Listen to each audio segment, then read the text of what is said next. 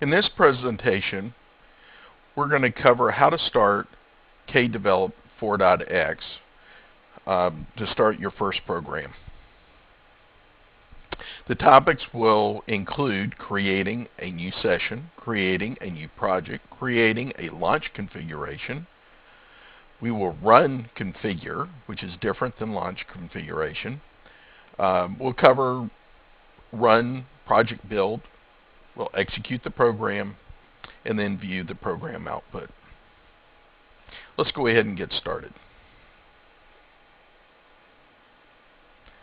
What we will do is we'll go ahead and start KDevelop. Now I'm starting it without any sessions.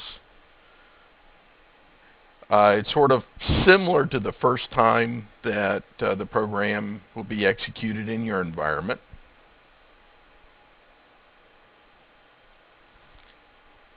Now, since I'm recording in real time at fairly high resolution, system performance will be somewhat slow, but typically for most things it won't really matter.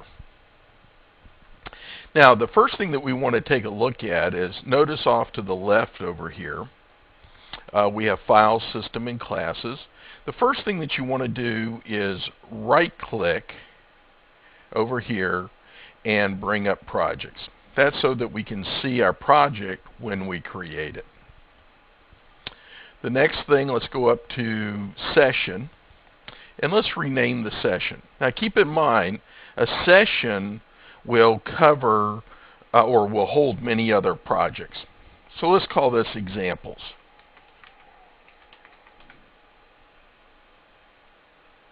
The related presentations will all use the session's example, and I'll put all my projects in that session. Next, let's go and create a project.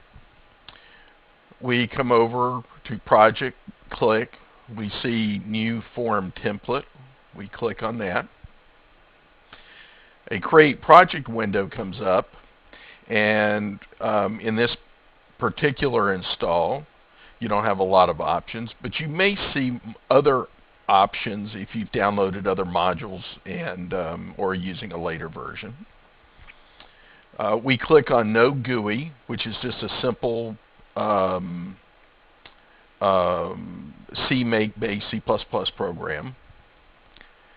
We'll click on it. Now, for our application name, what we're going to do is call this just simply C output. Because all we're going to do is execute a program that puts a sample output to the screen. It's a console program, so we call it console output, C output for short. The location, this is the default. I'm just using whatever came out of the box to make things simple for the presentation. I hit Next. We have Version Control System. I'm not going to be using that. And now we can go ahead and hit Finish. Now, one thing is you have to make sure that you have CMake already installed. If not, you need to stop, go make sure that's fixed, and then come back and start over. Okay. As you can see, the projects directory, and then we have C output, and then we're creating a build directory, which will have the files that will actually manage the compilation of the C++ program. We go ahead and hit OK.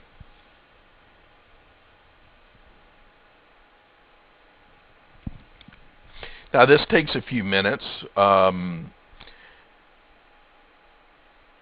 We're all done, or a few seconds. We can now come up to Project and click on our project, and click on the plus sign, and we'll see a list of files, and this is what was just created. If we double click on C++ file, we see the template file that's been created. All this is a simple program to make sure the environment is working so you don't have to type it in. No matter what type of project you're starting, if it's a console type program, bring this up as your starting point, execute it, make sure the project is working, then go ahead and start building your program from there. Now there are several things that we need to do. Let's set up now the launch configuration. The launches is going to describe, the launch configuration is going to describe the environment in which the program is going to execute. Now for the same program, we can set up multiple launch environments so that we can have, we can perform one execution with, let's say, command line arguments and another execution without command line arguments. Now I'm going to add a configuration for the cout project. We come over here and we have to put in the project target. Now this is the executable. By default, the executable is going to be named after the project name if you keep it short. And so we can just press in C and type more if you need to be more selective. And we see right here, this little symbol here indicates that it's the executable. It's very important that you put the executable in this entry. Now let's go over here and give us some sort of title to this launch configuration that makes sense.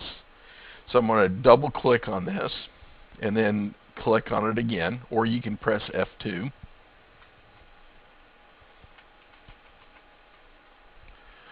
Just use the standard editing, and I'm going to say no arguments.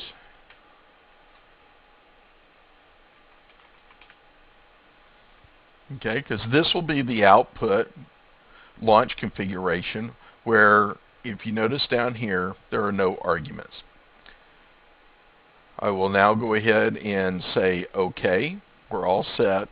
And now we have a launch configuration. If we come up to run, we can go over to current launch configuration and we can select whichever configuration if you want. If you notice, now we have a name here called no arguments for project cout. And if there is more than one launch configuration, we had to have multiple selections here, and we can pick the one that we want. By clicking here does not execute the program. All we are doing is saying when we execute the program, this is the launch configuration that we want to use. Now the next thing that we need to do is to go over to Project and configure the selection. What this will do is build all the programs and batch files necessary to actually compile the program. When we configure the selection, it goes through a process where it looks for what is on your system and builds the best possible configuration based on what's installed on the machine. This will help prevent the machine from hanging if you have one type of program versus another where they do similar things but maybe not the exact same thing. Now, when this pretty much stops, it's done. It does not give like done at the end. It just sort of stops. This is a fairly short configuration, so it doesn't take very long. The next thing we need to do is to go and build the selection. Now, we'll do this a lot. Each time that we make a change, a build process has to take place. This will actually go through and see whatever files have been modified and then compile pretty much only what's needed. So we'll go ahead and click that, and we can see it build, and we say 100% building, still not done, of course. We're linking, build target, and then this will actually print finished, and then we'll know that we're ready to execute. Next, we'll come up and actually execute the program. There's an icon here. We can also go up to Run menu, press the Run menu, and go down to execute launch. They both do the same thing. We'll use them both. Let's hit the menu-based execute launch, and it's going to execute based on our configuration. Now we have hello world, and we're pretty much good. We'll come up here and execute it that way. We're out of time, so I'm going to go ahead and go back over here. Essentially, these are the topics that we covered, and it's the end of the presentation. Thank you.